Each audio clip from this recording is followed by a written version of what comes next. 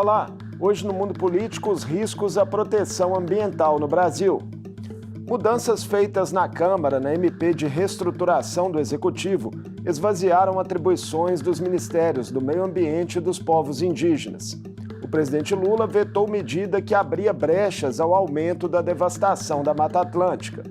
E o marco temporal para reconhecimento de terras indígenas está na ordem do dia do Congresso e do Supremo Tribunal Federal. Como essas questões podem impactar em políticas públicas de preservação na vida de comunidades tradicionais e na imagem internacional do país. Eu converso com Sueli Araújo, especialista sênior em políticas públicas do Observatório do Clima e ex-presidente do IBAMA. Sueli, um prazer recebê-la mais uma vez no Mundo Político. Seja bem-vinda. É um prazer estar aqui novamente com vocês, Marco. Sueli, o presidente Lula iniciou seu terceiro mandato com o objetivo declarado de fazer do Brasil uma potência verde e de sinalizar claramente no cenário internacional uma política ambiental diferente da que vinha sendo praticada na gestão Bolsonaro. Reações no Congresso, em setores econômicos e da sociedade a essas bandeiras do Executivo podem, na prática, inviabilizar os planos do governo? Bom, eu acho que inviabilizar não, mas atrapalhar com certeza, né? E já está atrapalhando. Nas últimas semanas, nós estamos acompanhando tiroteios sucessivos em relação à legislação ambiental, em relação à organização administrativa do Ministério do Meio Ambiente e suas autarquias. Essas alterações caminhando para trás, né, para a direção do retrocesso, elas colidem com tudo aquilo que o novo governo assumiu desde a campanha, né? Principalmente desde a entrada de Marina Silva na campanha do então candidato Lula. O meio ambiente, clima e os outros assuntos ambientais foram colocados no coração das propostas do governo. Isso está correto. Meio ambiente e clima estão espalhados nos diferentes ministérios, com força maior, logicamente, no Ministério do Meio Ambiente e de Mudança Climática, que agora o MMA ganhou esse nome a mais, mas estão colocados como temas transversais, né? As questões climáticas passaram a ser temas transversais na administração Lula, mas o Congresso não parece satisfeito com isso. Falando só, por enquanto, do Executivo, já vamos falar do Congresso também, mas é possível perceber diferenças de retórica do governo Lula desse atual mandato para os mandatos anteriores dele em relação à causa ambiental? Eu acredito que sim, Marco. Nós chamamos de aprendizado orientado às políticas públicas nas aulas de gestão pública. O governo petista entrou agora com realmente uma narrativa consistente do ponto de vista técnico, assumindo a crise climática como uma questão que tem que ser resolvida agora, enfrentada, resolvida ela nunca vai ser, pelo menos não plenamente, mas enfrentada com força, enfrentada com vigor, assumindo o potencial também do Brasil em termos de recursos da biodiversidade, de recursos hídricos, todo o potencial brasileiro para se tornar uma potência ambiental. E o Brasil tem essa vantagem, né? Tem uma vantagem comparativa enorme em relação aos demais países. 13% dos recursos da biodiversidade mundial estão no país, 12% da água doce, né? Nós temos uma matriz elétrica, principalmente, calcada em renováveis, nós não dependemos do carvão mineral. O Brasil pode e deve se tornar uma potência ambiental, e é esse o discurso que foi assumido desde o primeiro dia de governo. Pelo texto aprovado na MP da reestruturação, Sueli, o Cadastro Ambiental Rural, né, que é um instrumento para controlar terras privadas e conflitos em áreas de preservação, sai do Ministério do Meio Ambiente e vai para o Ministério da Gestão. 3 sistemas de informação, né, sobre saneamento que também integravam o MMA deixam a pasta e vão para o Ministério das Cidades. Essas alterações podem ser interpretadas como uma espécie de tentativa da numerosa bancada ruralista ali no Congresso de se recriar a política de meio ambiente que vigorava no governo Bolsonaro? Bom, nós podemos entender como uma reação na linha de enfraquecimento da causa ambiental no governo. O Cadastro Ambiental Rural foi criado pela Lei Florestal de 2012 para auxiliar o controle do desmatamento. Ele contempla informações ambientais. Ele não é um cadastro com informações rurais para você verificar quem é o proprietário. Isso quem cuida é o Cadastro de Registro de Imóveis, né? O CAR foi criado para concentrar informações ambientais sobre os imóveis e, com isso, auxiliar o controle do desmatamento. Isso está escrito em lei. A Lei Florestal fala isso. Quando o CAR foi colocado no Ministério da Agricultura, no governo Bolsonaro, houve uma paralisação da evolução do CAR, bem caracterizada. Durante 4 anos, o cadastro ficou do jeito que ele começou em 2019. O número de validações dos registros está muito abaixo do aceitável. O cadastro tem uma década já, cerca de 6 milhões e 500 mil registros e apenas 30 mil validações pelos estados. A União, não é a União que valida, mas a União controla o sistema e poderia ter avançado no sentido de automatização. Isso não foi feito porque não interessa. Essa é a verdade, né? Você colocar num Ministério de Gestão, pode até ocorrerem acordos, a ministra Marina Silva está falando que vai articular com o Ministério para que não haja nenhum retrocesso, mas o local tecnicamente correto para todo o sistema do CAR, SICAR, estar situado é no MMA. Ele auxilia na fiscalização ambiental, no controle ambiental de forma geral, ele está ligado ao controle de madeira, a fiscalização faz autuações remotas com base nas informações do CAR e de outras fontes, mas o CAR é fundamental para o controle ambiental. Eu considero bastante sério o que ocorreu em relação ao sistema do CAR, em relação aos outros enfraquecimentos do Ministério também, a retirada da Agência Nacional de Águas, ela também foi criada ainda no governo Fernando Henrique Cardoso para gerenciar recursos hídricos a partir de uma perspectiva de usos múltiplos, né? Quando a gente coloca não apenas a Agência Nacional de Águas, mas todo o gerenciamento de recursos hídricos, porque foi também o Conselho Nacional de Recursos Hídricos. Quando nós colocamos num ministério que tem uma pegada setorial, você cria vieses nas decisões sobre o uso dos recursos, né? Sobre as diretrizes para o uso desses recursos. Então, eu entendo que isso não vai ser o desastre do governo Lula, essas duas medidas, né? Retirada do CAR e retirada da ANA, não significa que o Ministério do Meio Ambiente não vai conseguir trabalhar. Eles vão, porque eles estão com vontade de fazer as coisas funcionarem, mas atrapalha, não é a decisão mais correta. O governo decidiu aceitar e tentar articular no dia a dia, né? Foi a saída, porque senão a derrota poderia ser bem pior. Essa mudança no CAR, né, ela vem aí num contexto, nos últimos meses, de desmatamento em queda na Amazônia legal, mas avançando no Cerrado. O que esses dados indicam sobre a dimensão do problema, Sueli?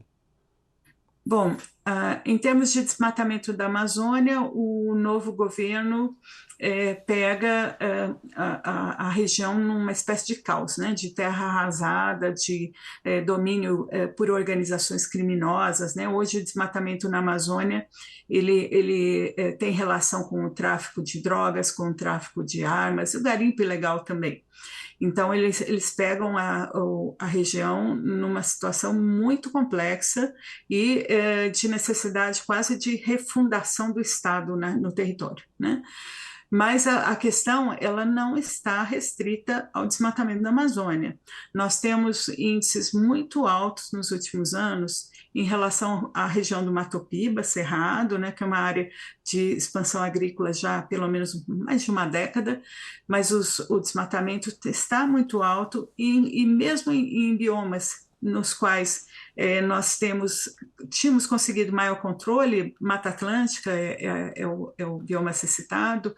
A questão do desmatamento está preocupante. Assim, os números são muito menores, mas também nesses outros, no caso da Mata Atlântica, nós só temos 12% de remanescentes do bioma original, né? Então, lá qualquer desmatamento passa a ser inaceitável. Falando na Mata Atlântica, né? Outro movimento... Significa que temos muito para trabalhar, Marco. Sim. O governo tem que ter muito esforço para o controle do desmatamento. Falando na Mata Atlântica, outro movimento recente, né, da Câmara dos Deputados ignorou uma decisão do Senado e retomou trechos de uma medida provisória ainda do governo Bolsonaro que enfraquecia ali regras de proteção desse bioma. Mas ontem, né, no Dia Mundial do Meio Ambiente, o presidente Lula vetou esse dispositivo. Qual a importância dessa decisão? Olha, é fundamental. Como eu estava falando, a Mata Atlântica é o bioma que nós temos mais degradado por questões históricas, né? Toda a ocupação do nosso país começou pela linha de costa. Então, a lógica da Mata Atlântica tem que ser a da proteção muito severa, né? E essa é a lógica da lei de 2006. A lei da Mata Atlântica demorou 14 anos sendo debatida no Congresso, e ela é a nossa lei florestal mais rigorosa, e ela prevalece juridicamente sobre as normas gerais do Código Florestal, porque ela é uma lei especial. As leis especiais prevalecem em caso de intersecção com outras normas, elas prevalecem sobre a norma geral. Essa lei ela começou a sofrer pressões para sua flexibilização logo que ela foi aprovada, principalmente dos parlamentares da região sul, Santa Catarina, Paraná, e a pressão é constante e sempre tivemos proposições legislativas tentando amenizar o rigor dessa lei, mas nunca com sucesso, nunca com chances reais de vitória. O que aconteceu recentemente? Numa medida provisória número 1150, que dispunha sobre o cadastro ambiental rural e os programas de regularização ambiental, dispunha sobre o Código Florestal. É a sexta vez que adiam os prazos do cadastro ambiental rural. Os ruralistas fizeram acordo na Lei Florestal de 2012, mas não deixam essa parte da entrada em vigor real do CAR e dos programas de regularização ambiental, vem adiando no Congresso várias vezes, né? E essa medida provisória dizia respeito só a isso, pequenininha, né? Quando foi na Câmara dos Deputados, eles inseriram um jabuti, assim, implodindo com parte relevante da lei da Mata Atlântica e também com outras normas, normas sobre unidades de conservação, áreas, zonas de amortecimento de unidades de conservação e sobre áreas de preservação permanente em cidades. Então, eles inseriram um conjunto de jabutis, o pior deles acabando com parte relevante da Mata Atlântica, flexibilizando a lei atual, e esse texto foi para o Senado. O presidente do Senado, de forma muito correta, nem deixou ir a voto, considerou que, como é jabuti, não tem a ver com a matéria principal, isso é injurídico e o Supremo também considera inconstitucional, tem decisões nesse sentido. Então, o presidente do Senado retirou esse trecho e não foi a voto. Quando voltou para a Câmara considerou emenda supressiva e rejeitou a emenda supressiva. A Câmara não poderia ter feito isso. E retornou com o seu texto, que era um texto com todos esses jabutis, e esse texto que foi para sanção, né? A Câmara é a casa iniciadora, foi revisora, quando volta para a Câmara novamente, termina o processo legislativo e vai à sanção.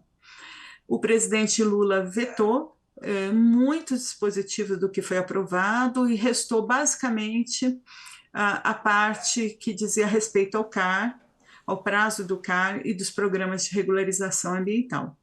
Esse veto é muito importante, o presidente impediu, na verdade, um retrocesso enorme na nossa legislação ambiental, na nossa lei ambiental, da parte florestal, provavelmente mais rigorosa, e derrubou esses dispositivos no veto, assinou ontem na cerimônia do Dia Mundial do Meio Ambiente, mas isso foi publicado no Diário Oficial hoje. Então, mas a bola volta agora para o Congresso, né? Volta, porque o Congresso tem a palavra final sobre os vetos e pode derrubar esses vetos. Então, a Isso é sociedade tem que ficar possível na sua alerta. visão que aconteça? Possível é, porque a Câmara dos Deputados, principalmente o Senado também, mas a Câmara em especial, tem tido decisões muito ruins em termos de meio ambiente, estão passando o trator realmente na legislação ambiental e querem passar mais. Tem mais proposições legislativas na fila, em termos de retrocessos ambientais. Então, acredito que sim, isso pode acontecer e a sociedade tem que lutar contra isso, tem que entender o que está acontecendo e pressionar politicamente os parlamentares para que esse veto seja mantido, para que esse veto não caia. Ah, Não está na hora de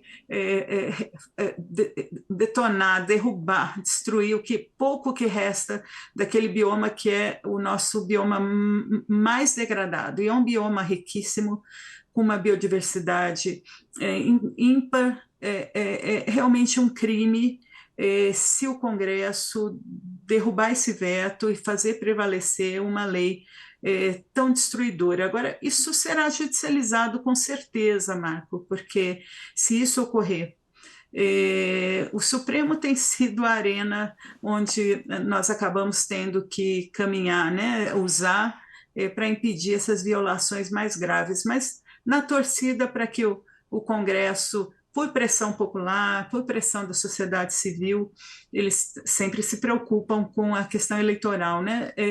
Eu realmente estou na torcida para que esse veto seja mantido. você falou do papel do Supremo, né? E outra questão quente no debate público envolve o marco temporal para o reconhecimento de terras indígenas. Enquanto a Câmara aprovou uma MP sobre o tema no final de maio, há um julgamento na pauta do Supremo nessa semana que está empatado em 1-1 e retomá-lo foi um compromisso público da presidenta da Corte, Rosa Weber. Quais interesses estão em jogo, Sueli, e o quão determinante é esse ponto para o futuro dos povos originários no Brasil? Olha, a discussão do marco temporal é importantíssima para a garantia dos direitos das populações indígenas que estão consolidados na Carta Constitucional de 1988. A Constituição de 88 não bota prazo para os direitos indígenas. Então, a leitura é de que o usufruto dos territórios, né, onde eles usam, onde essa população está, diz respeito à data da promulgação da Constituição de 88, não faz qualquer sentido, porque nós temos um conjunto grande de povos indígenas que foram afastados dos seus territórios originais. Os direitos fundamentais assegurados pela Constituição não têm data, eles devem ser protegidos, e eu acredito que será essa a decisão da Suprema Corte. O que o parlamento fez é quase um jogo de pressão em cima do próprio Supremo, porque é um projeto de lei, não é uma medida provisória. O projeto de lei 490, que na Câmara dos Deputados, é um dos maiores absurdos em trâmite nas milhares e milhares de proposições legislativas que nós temos no Congresso. Ele é inconstitucional do começo ao fim, e não só apenas em relação ao marco temporal, né? Ele fixa a tese do marco temporal, do direito só daqueles territórios nos quais as populações estavam na data de promulgação da Constituição, mas ele faz muito mais do que isso. Ele prevê o uso de territórios indígenas para garimpagem, para plantar soja, para botar boi, o que vocês quiserem, mas por terceiros, com regras que praticamente não dizem nada. Ele prevê quase que a desdemarcação, essa palavra não existe, mas por motivos culturais. Então, na prática, acho que se os indígenas estiverem com o celular na mão, vão deixar de ter seu território. É um conjunto completo de atentados aos direitos dos nossos povos originários. Ele não para em pé no mérito, não para em pé juridicamente, e, assim, em termos de ferir nossa Constituição, fere de morte mesmo, assim, fere com muita força, Nós temos um chamado pacote da destruição no Congresso, que as ONGs ambientalistas usam esse termo, né?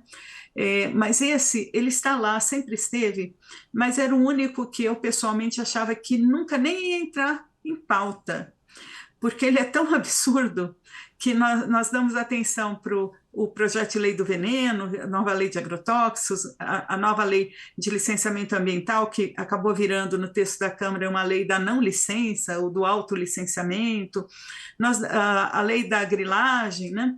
Nós damos atenção para uma série de proposições, e o PL 490 sempre esteve lá. Mas, pessoalmente, era aquele que eu falei, gente, esse é tão absurdo que não precisa ter muita coragem, muita cara de pau para botar isso para votar, né? E colocaram. E colocaram o pedido de urgência para a votação desse projeto anteriormente ao dia final que o governo tinha para votar a medida provisória da organização da presidência e dos ministérios. Então, foi uma pressão, uma chantagem, né? Se vocês não liberarem a urgência desse projeto de lei, se vocês impedirem isso, nós vamos deixar cair a medida provisória da organização do governo e vocês vão ter que conviver com a organização do governo como era no governo Bolsonaro. Voltando à medida provisória, né, uma das mudanças ali também envolve as terras indígenas, né, com a reestruturação, a demarcação sai do Ministério dos Povos e volta ao Ministério da Justiça, como já tinha ocorrido no governo Bolsonaro. Essa mudança também impacta questões ambientais ou pode impactar diretamente?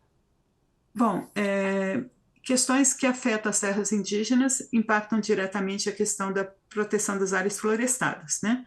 Mas a ministra Sônia Guajajara já adiantou, e adiantou antes da votação, que já estaria se articulando com o Ministério da Justiça para que a demarcação funcionasse da melhor forma possível. Essa foi a primeira desses retrocessos na organização administrativa, foi a primeira manifestação que eu vi clara, né? E sim, nós vamos perder isso, mas nós temos que nos virar e nós vamos fazer isso funcionar. O Ministério da Justiça, acredito, pode entrar numa boa articulação com o Ministério dos Povos Indígenas nesse ponto específico. Eu pessoalmente acho a perda do CAR pelo Ministério do Meio Ambiente mais séria, não que o Ministério da Gestão não seja competente, é que não é a praia dele, né? E o CAR foi feito para controle do desmatamento e são dados muito técnicos, né? Vamos ver como é que o Ministério do Meio Ambiente vai se virar para conseguir essa articulação também em relação ao cadastro ambiental rural. Sueli, também movimentou recentemente noticiário político negativa por parte do IBAMA no pedido de licenciamento da Petrobras para prospecção de petróleo na Foz do Amazonas. E quando você dirigiu a autarquia, né, lá em 2018, um projeto similar na região da empresa Total também foi vetado. Quais as semelhanças e as diferenças entre os dois processos? Olha, são muito semelhantes, Marco, porque eles estão muito próximos. Eu vetei um processo em 2018 pedindo perfuração de 5 blocos, mas era um processo único com pedido de 5 blocos. Esse empreendimento era, na época, controlado pela empresa Total. É na mesma região do Bloco 59 que a Petrobras está querendo licença agora. Esse Bloco 59, na verdade, na época que eu estava no IBAMA, ele era da BP. A Petrobras está adquirindo os blocos na área da Foz do Amazonas e tem essa área como prioridade em termos de expansão das explorações. As razões que levaram ao indeferimento do Bloco 59, da perfuração do Bloco 59 agora, são praticamente as mesmas razões pelas quais eu neguei a licença em 2018, dos outros 5 blocos. Aquela região é uma região que não foi objeto de avaliação ambiental de área sedimentar. A avaliação ambiental de área sedimentar deveria ocorrer antes da oferta pública dos blocos. Nela, você delimita as áreas aptas à produção de petróleo, as áreas não aptas e as áreas que devem ficar em moratória para estudos futuros. Isso não foi feito. A legislação prevê a avaliação ambiental de área sedimentar desde 2012 e o Brasil não aplica na prática. É uma área bastante complexa, né? Ali... Com certeza. É uma área com alta diversidade biológica, com uma hidrodinâmica bastante intensa. A corrente principal vai para oeste. Ela pega na direção da Guiana Francesa.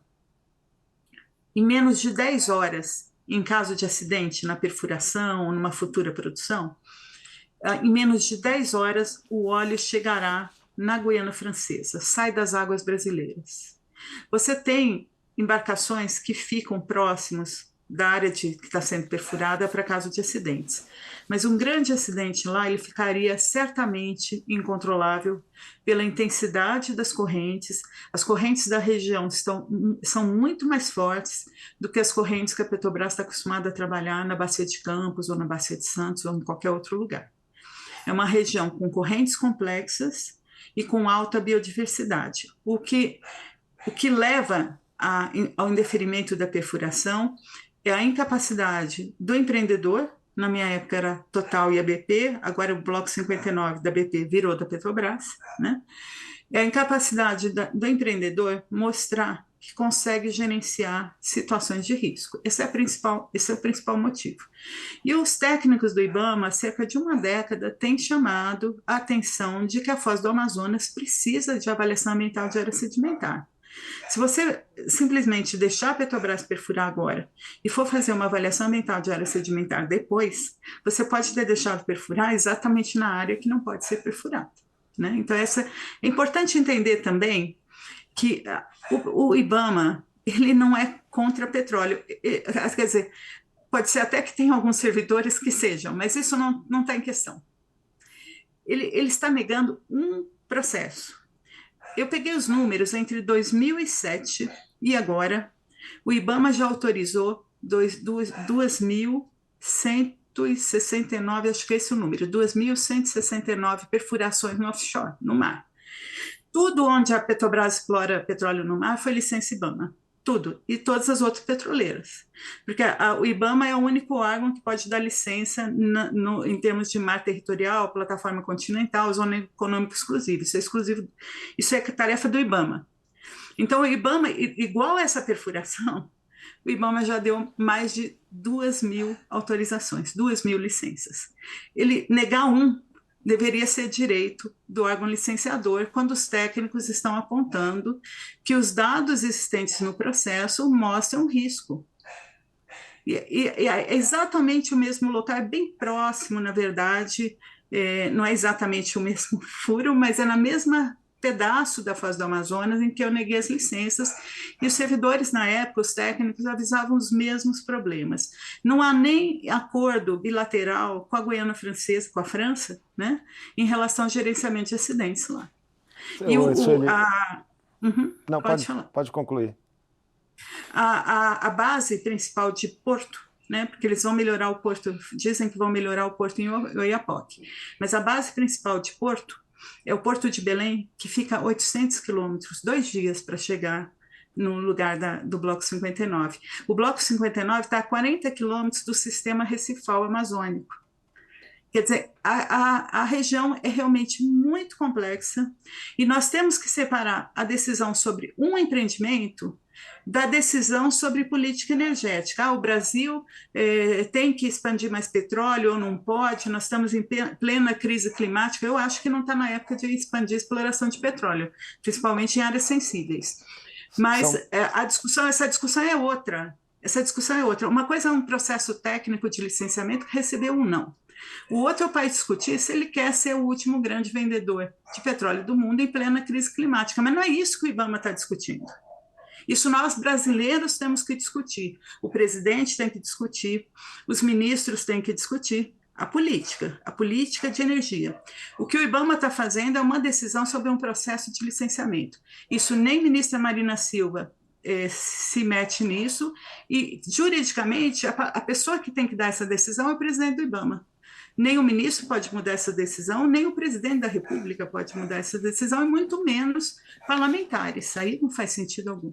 São muitos desafios na política ambiental. Obrigado por essa conversa, Sueli. Contamos com você em outras oportunidades. Estou sempre a postos, né?